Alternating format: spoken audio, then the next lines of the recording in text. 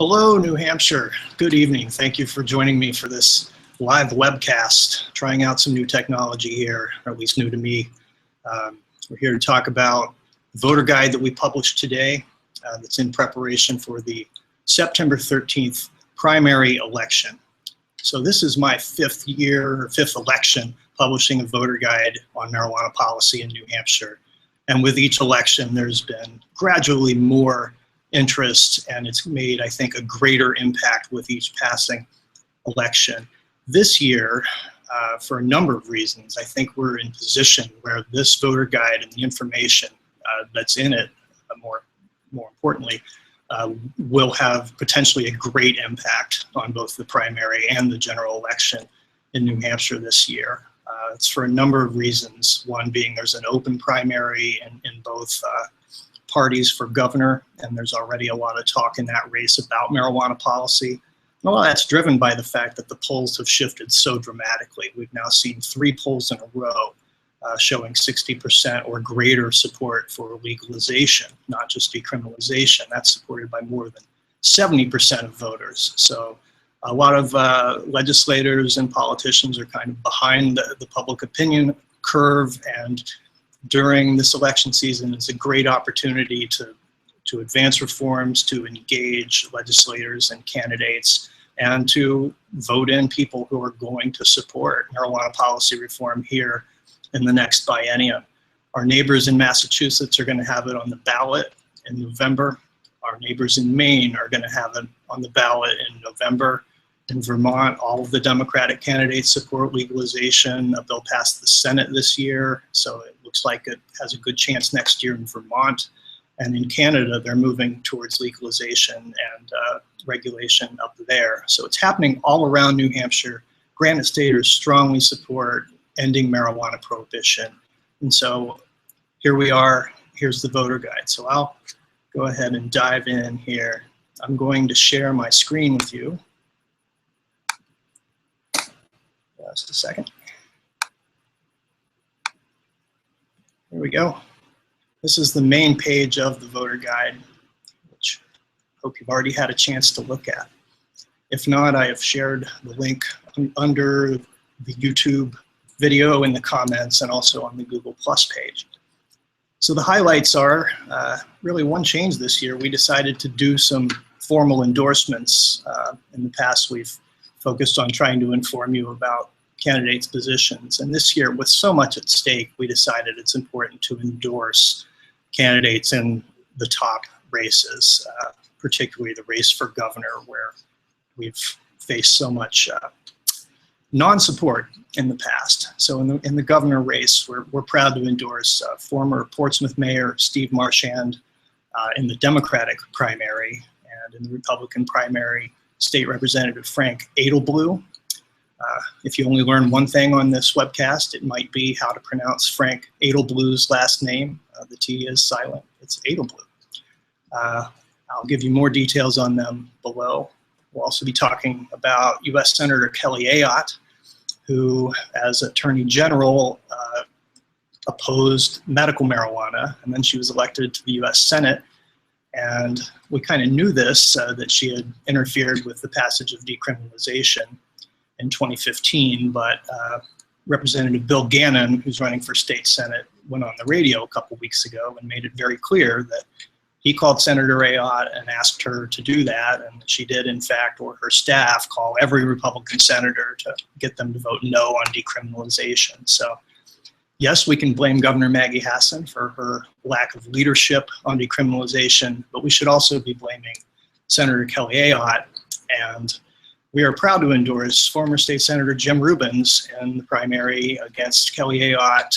Jim Rubens has been critical of the war on drugs. He has strongly supported allowing states to do their own thing on marijuana policy and be laboratories of democracy, and that's exactly what we need. So sent all the candidates for governor and state senate these 3 questions, trying to capture the breadth of what marijuana policy is at this point. So yes, New Hampshire should stop punishing adult marijuana consumers. No, we should continue criminalizing we should decriminalize or undecided. The second question asks about a regulated system, which would presumably be a taxed system. And the third question asks about growing a limited amount for personal use. So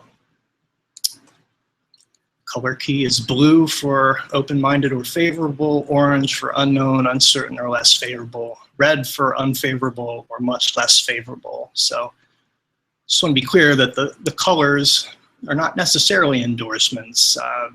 It depends on the race. So if a race pits a total prohibitionist versus somebody who's okay on decrim maybe and not enthusiastic at all about legalization, that person might be in blue because they're running against somebody who votes against decrim even.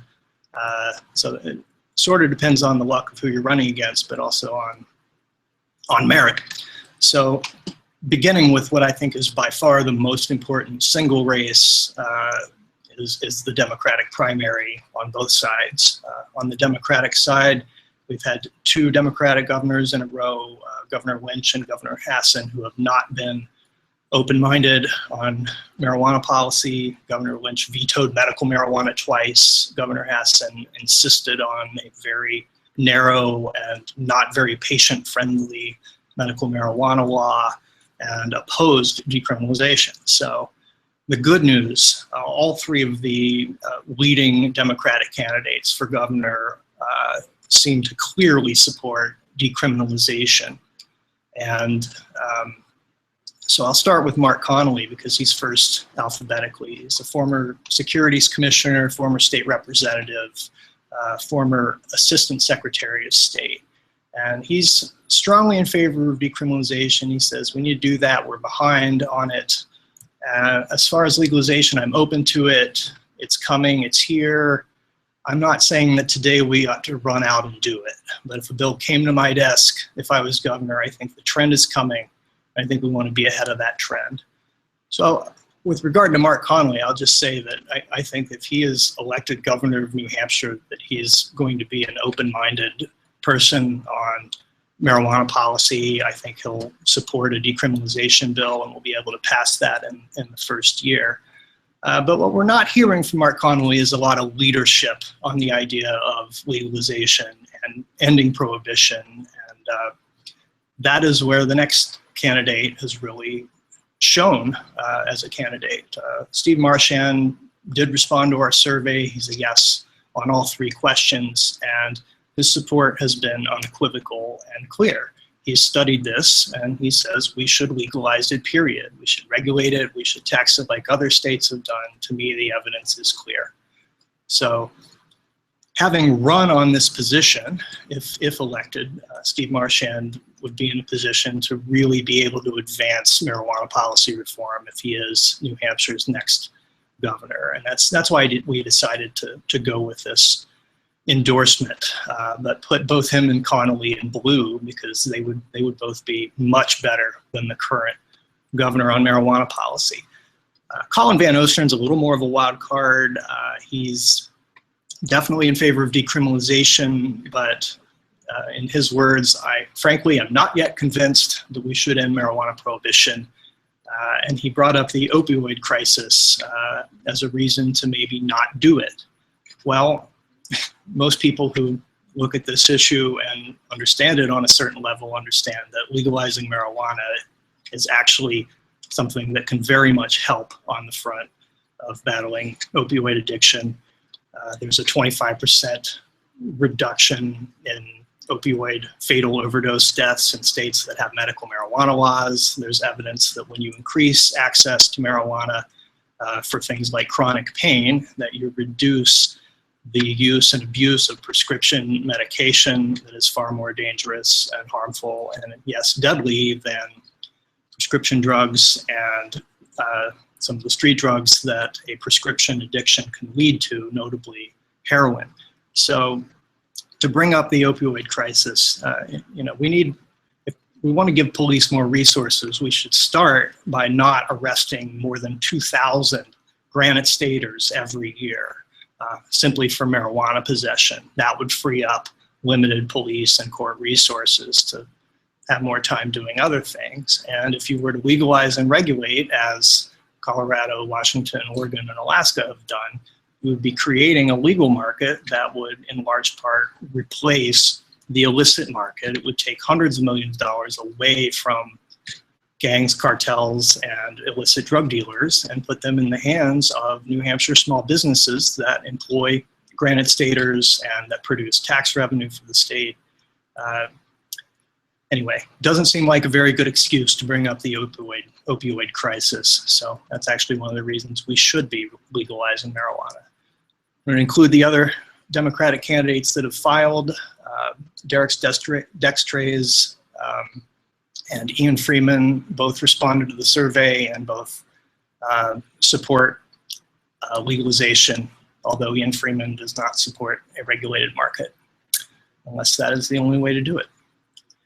But again, I mentioned that these are the three leading candidates. Connolly, Marchand, and Van Ostern are the three who have appeared in the first candidate forum and who are likely to appear in debates, be included in polls, and that sort of thing. And between the three of them, it's really an open question of who's going to win this primary.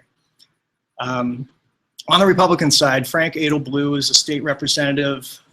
He's voted for decriminalization already twice. He's strongly supportive on decriminalization, and he's open-minded on the idea of legalization. He definitely supports allowing people to grow a limited amount of their own cannabis, and he's undecided on the larger question.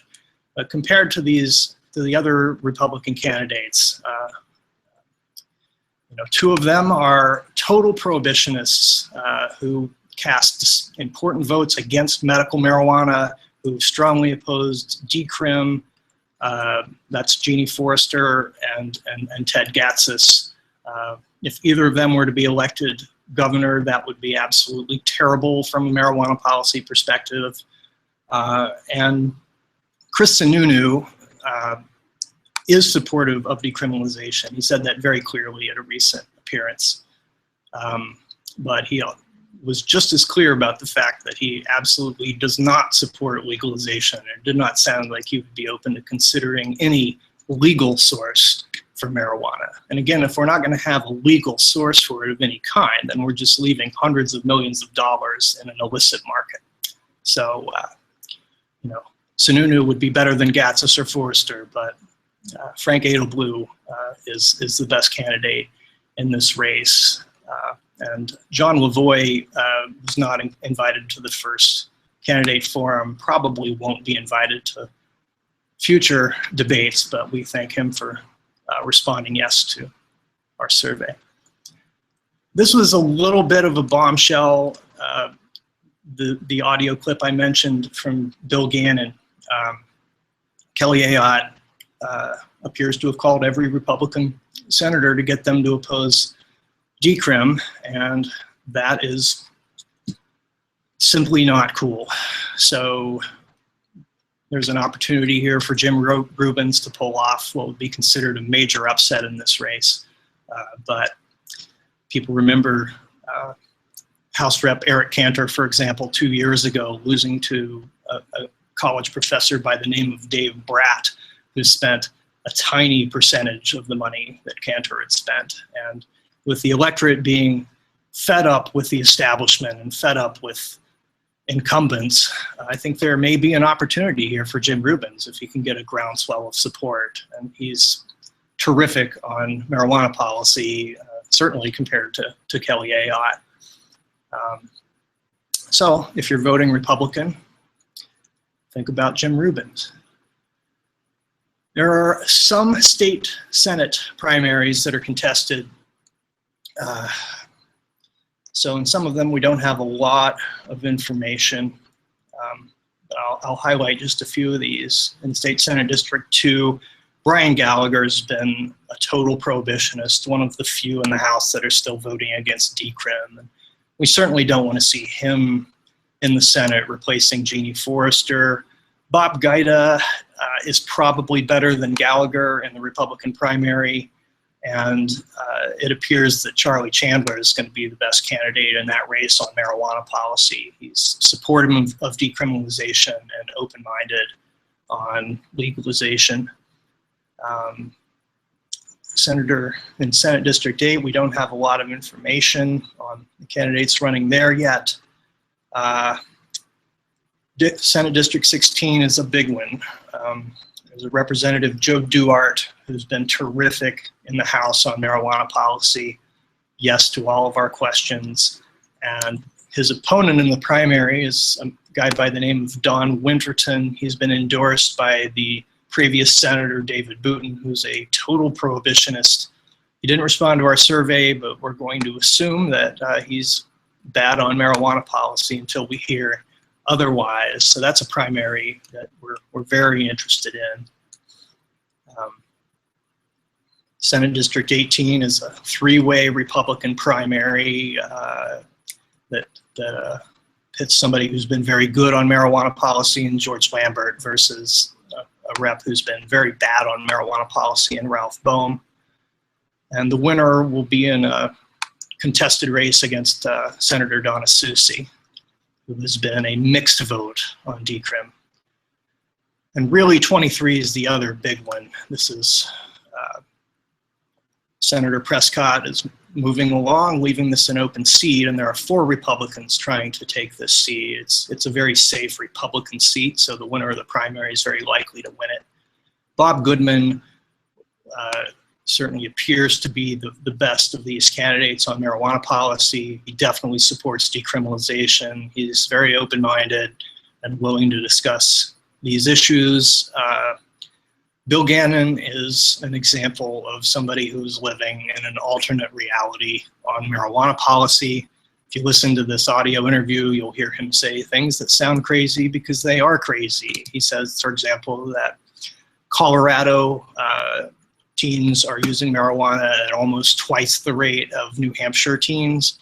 That's ridiculous, okay? There's mountains of government data on this. It all says that Colorado teens and New Hampshire teens are using marijuana at roughly the same rates. And if you look at teen use in Colorado, according to the state's own numbers, it's gone down a little bit since they legalized. But people like Bill Gannon believe that it's doubled, and they have no source apparently for this, but they just seem to know that it's true. And we can't let people like that continue to make policy in Concord. That's why we're here. So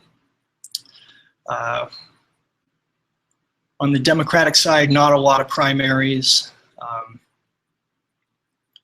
And for the State House, it's just simply not possible for us to do a 400, to send a snail mail survey to 800 or so candidates and to produce a detailed voter guide. So we ask that you look up people yourselves, and here are links to the relevant roll calls. If you'd like to email me and ask me about your incumbent legislators, we may know something about them, and I'm happy to share any information we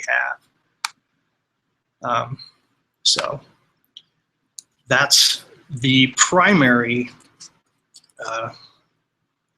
question mark. And so I'm looking to see if there are any questions. If you're following on Google+, there's a Q&A app that you can use to ask questions. There's a showcase app where I've posted links to the voter guide and also links to a document that is 5 things you can do this summer to help end marijuana prohibition. I'm going to show that to you. First, obviously, is read the voter guide, know where your state Senate candidates stand, and you know, which election you plan to vote in, whether it's Democratic or Republican, who your choice is for governor and state Senate. Those are the main things that you want to know and communicate to your friends and neighbors in the district. But also, we know that there's not complete information in this voter guide, and we know that candidates respond well and in fact need to hear this issue raised by people who live in their districts. So there are often opportunities to go to a candidate forum, to meet the local candidate for state rep. And if somebody shows up and asks an intelligent question about marijuana policy, that is sometimes the best thing that you can do. It sends the message that intelligent, educated people in their districts care about this and want them to do the right thing. It's not just some poll numbers. It's people who live there and will either be voting for or against candidates. So personal reaching out to candidates, sometimes this is when they're most available. They'll sometimes get elected to state senate and they'll kind of go into a shell. And sometimes, not everybody, but they often become less responsive. When they're trying to get your vote, they're going to be very responsive and trying to meet you. So it's an opportunity. And I hope you take advantage of as many of those opportunities as possible. If you do meet candidates you think are worth supporting, ask them, how can I help? Most campaigns in New Hampshire are very low budget. For state house, some of them are hundreds of dollars, if that. And in the Senate, it's usually tens of thousands of dollars. But if you are able to make a small contribution to a candidate, if you're able to volunteer, I know that some candidates already are seeking volunteers, trying to do literature drops and that sort of thing. Ask them, how can I help?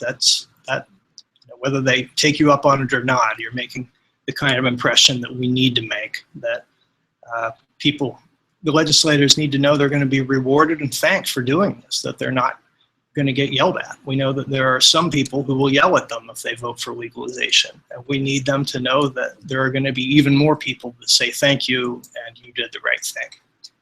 So letters to the editor are always needed. It's a free way to get your views out and have them seen by thousands of people. And we need to build our coalition more broadly in the state. Sign up if you haven't already for our email list. It'll let you sign up for as many states as you want to get emails from. There's a lot of exciting things happening in neighboring states. New Hampshire, I think, is going to be very exciting if we elect a good governor. So those are things that you can do to help us. And now I'm going to look and see if I have any questions before we go to the final page, which is the all candidates for New Hampshire State Senate page. And that is here. And I just want to highlight a few key races that I haven't already mentioned that jump out. A lot of these are going to be safe seats, like Jeb Bradley is going to win in District 3. Senator Waters does not have an opponent in District 4. Representative Hennessy, that should be a very safe Democratic district. In Senate District 6, we have an open seat.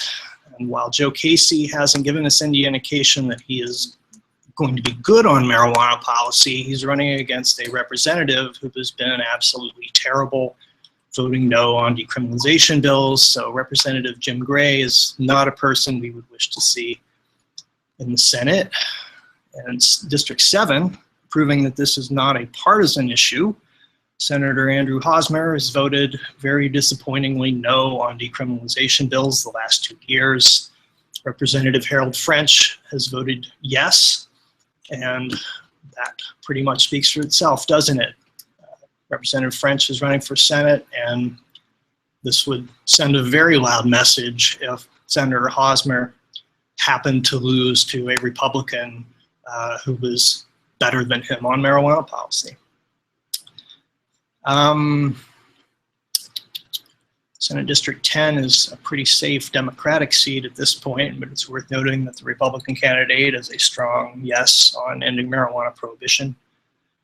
Senate District 11 is traditionally a very safe Republican Senate seat.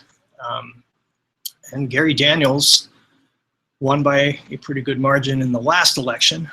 Since then, he has come out as a war on drugs prohibitionist and somebody who counts marijuana decrim as something that he feels he needs to oppose. He spoke on the Senate floor against decrim. He said, "We are in a war, and the last thing we need is to tell our citizens it's okay to use a little marijuana or any other illegal substance." So Gary Daniels isn't apparently going to be getting on board anytime soon, despite being generally a limited government Republican. But he likes the big government war on drugs. So Roger Tilton is a candidate in that district who is strongly supportive of marijuana policy reform. He features this position on his campaign literature and on his website. He's the yes on all 3 of our survey questions. And whereas 2 years ago, he didn't really campaign very much and got a very late start, this year he's running a much more robust campaign. He has volunteer help. So Roger Tilton is somebody who's strongly supporting marijuana policy reform. In Senate District 12, Senator Kevin Avard has been terrific. Former Senator Gilmore is pretty good herself, I think. So that's a case of there is no terrible option, and we'll probably go into that one more when we publish the general election voter guide. Skipping through, Senator John Reagan is a champion of marijuana policy reforms, should be in a safe seat.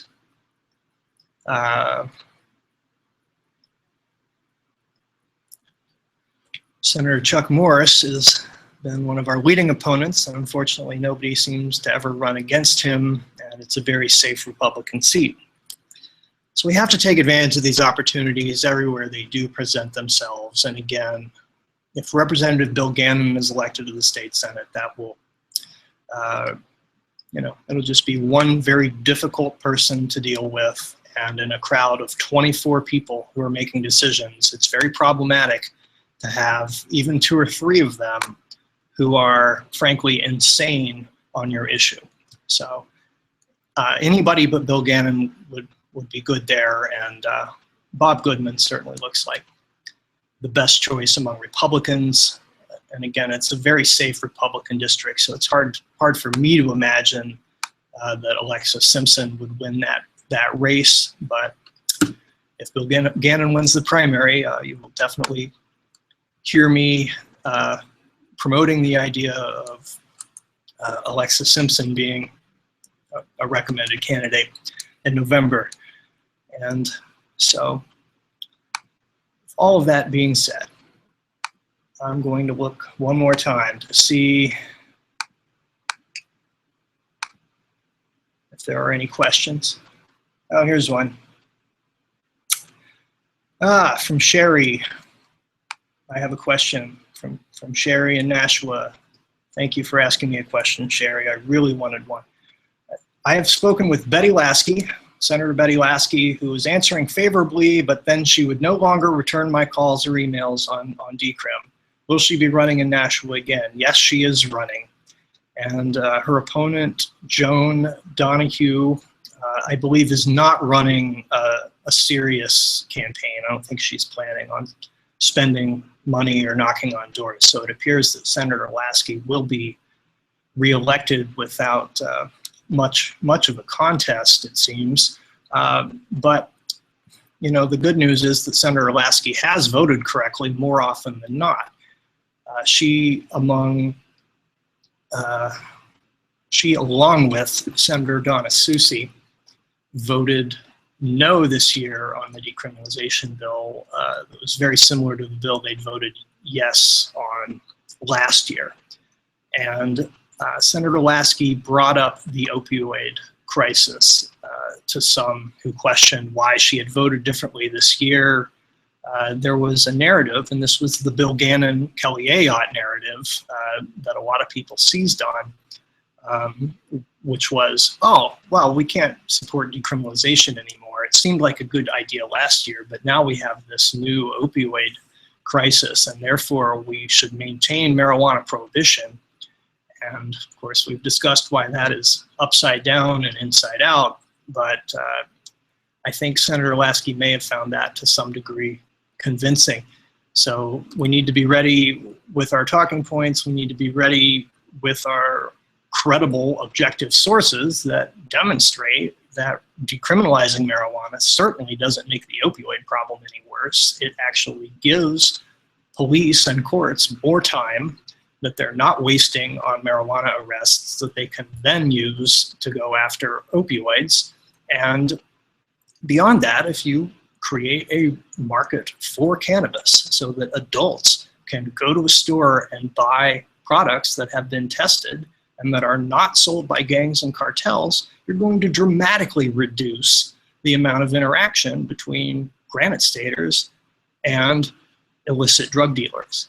So we're talking about a market that is hundreds of millions of dollars in New Hampshire. In Vermont, the RAND Corporation estimated about $175 million that Vermonters are spending each year on marijuana policy, and New Hampshire has about twice Vermont's population. So we'd be talking about $350 million ballpark that is being spent and therefore transferred to illicit drug dealers. That incentivizes and enriches and empowers drug dealers, gangs, and cartels. So whenever we hear this opioid issue brought up as a reason not to end marijuana prohibition, we need to be very proactive at explaining why. It's actually one of the reasons we do need to end marijuana prohibition. We need to make marijuana legal and separate it from drugs like heroin that are killing granite staters. So thank you for that question, Sherry. It's been a half hour. So thank you all for tuning in, and please email me your questions if you watch this on YouTube after the fact. Let's get really engaged in this election, and let's make a difference for candidates and for the issue that we're trying to get passed here. So thanks for your time. Have a great evening. Signing off.